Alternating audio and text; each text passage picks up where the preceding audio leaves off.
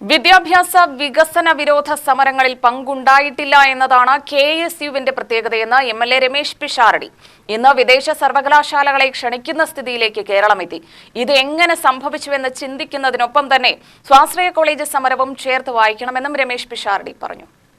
70ന്റെ നിറവിലെത്തിയ കെഎസ്യുവിന്റെ ജന്മദിനാഘോഷം MLA Ramesh Pisharody ഉദ്ഘാടനം ചെയ്തു.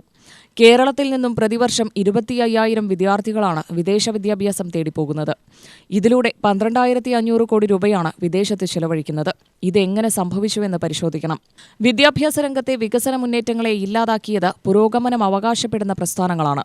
അവകാശമുടക്കികളായി എവിടെയും കെഎസ്യു ഉണ്ടായിരുന്നില്ല എന്നതുപോലെ തന്നെ അവകാശ പ്രക്ഷോഭങ്ങളിൽ കെഎസ്യു എക്കാലത്തും ഉണ്ടായിരുന്നുവെന്നത് പ്രത്യേകതയാണ്.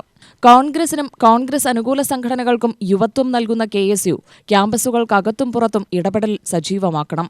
70 വർഷം നീണ്ട ചരിത്ര പ്രാധാന്യ പോരാട്ടങ്ങളും ഇടപെടലും കെഎസ്യുവിന് മുന്നോട്ടുള്ള യാത്രയ്ക്ക് കൂടുതൽ ഊർജ്ജം നൽകുമെന്നും രമേശ് പിഷാരടി പറഞ്ഞു.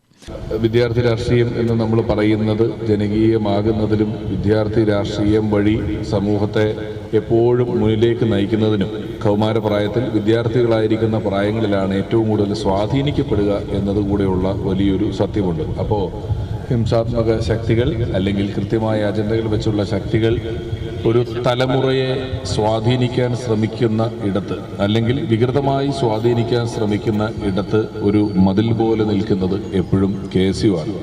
ഒരു കെഎസ്യുകാരൻ്റെ വിദ്യാർത്ഥി പ്രസ്ഥാന പ്രവർത്തനം അല്ലെങ്കിൽ പൊതുപ്രവർത്തനം എന്ന് പറയുന്നത് അവൻ കെഎസ്യു ആണ് എന്ന് പറയുന്നത് തന്നെയാണ്. ഇന്ന് ഒരാൾ കെഎസ്യുവിലോ കോൺഗ്രസിലോ ഒക്കെ വിശ്വസിക്കുക എന്ന് പറയുന്നതും അതിനുവേണ്ടി നിലകൊള്ളുന്നതുമെല്ലാം വലിയ പൊതുപ്രവർത്തനമാണ്, പ്രത്യേകിച്ചൊന്നും ചെയ്യാതെ തന്നെ എന്നുള്ളതാണ് ഇന്നത്തെ അവസ്ഥ.